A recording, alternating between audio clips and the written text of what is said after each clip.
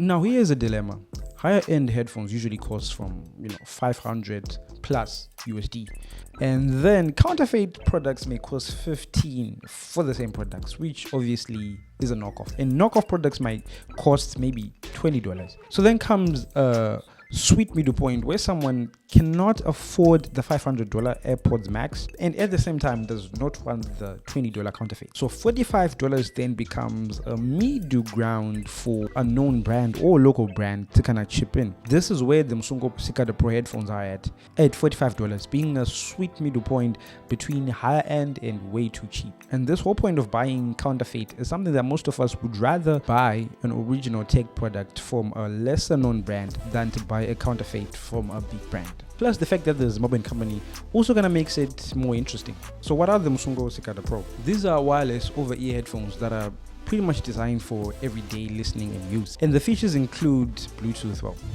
3.5mm jack, which comes clutch a lot of the times, active noise cancellation, which is a big plus at this price range, physical control buttons, and a Type-C charger. I love a Type-C charger. Type-C charger is universal, and at this point every tech product rolled out should have a Type-C charger. And also an interesting fact is that they support multi-point Bluetooth, which means that you can connect your headphones on multiple devices, let's say your phone and your laptop, and you can pause on your phone and then play on your laptop concurrently, and usually not available at this price point even from big brands. And according to the manual, they have a gaming mode, which I didn't see pretty much the big difference. Now let's talk about what most people consider, which is build quality. These are made from plastic, and I know that might be a turn off for some people, but the fact that they're made from plastic is actually a plus. It means that they're super lightweight, meaning you can wear them for long extended periods, and also they have these pretty ear cushions, which makes it even better, and they fold pretty nicely.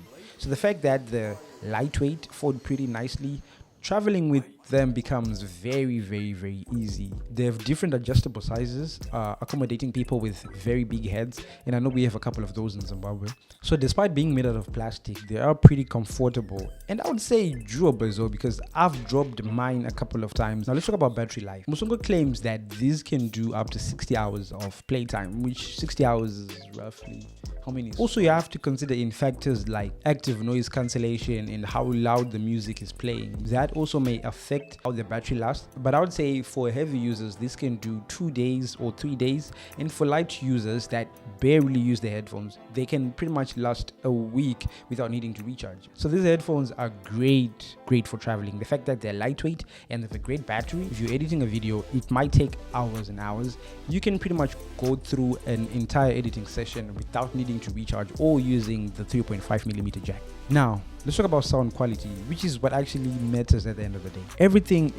The sound is pretty balanced, everything is present and not too loud and not overwhelming anything, meaning that the vocals is clear, the bass is present, and if your phone supports spatial mode, it also gives off this immersiveness, and the sound quality is pretty much top tier, which makes them perfect for watching a movie, listening to music, light audio editing, video editing, listening to a podcast, multiple uses, and also going to the gym, which is the reason why I bought these headphones in the first place. But so in conclusion, sound quality is great.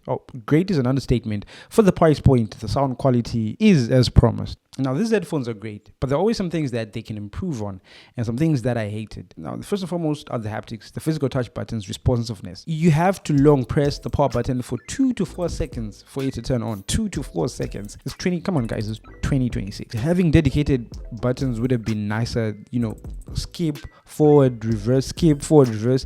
They just have the volume, the plus volume and the minus volume, and you have to long press like what we used to do way back with iPods. Dedicated buttons would really be nice, and a carry case. I know that at this price point that might be a stretch, but the fact that they can fold easily, it means that it is pretty much easy to put them anywhere, and a carry case would pretty much solve most of our problems, because these headphones are light and they should definitely come with a carry case to put the headphones in. And then there's the design. These headphones are plain black. There's no other color option, no white, no whatever, just plain black. Guys, what happened to creativity? Look at the Nothing headphones and look at the other headphones. They have a splash of color, which is sort of an extension of your personality. Plain black headphones for anyone that wants these headphones. Initially, I talked about Musungo beside global brands, But that is not their competition. Their competitions are actually other brands in their price range, in the mid-range, which are also JBL and Oraimo Boom.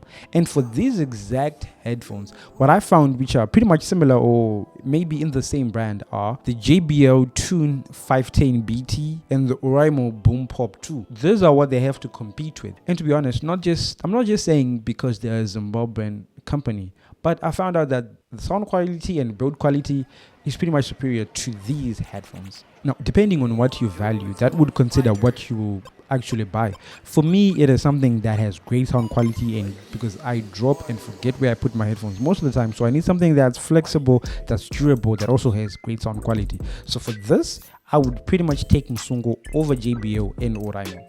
With all the information that I've given you, you can pretty much see the use cases of these headphones in your life, how you would use headphones and what you would need them for. This is what I found out to be great.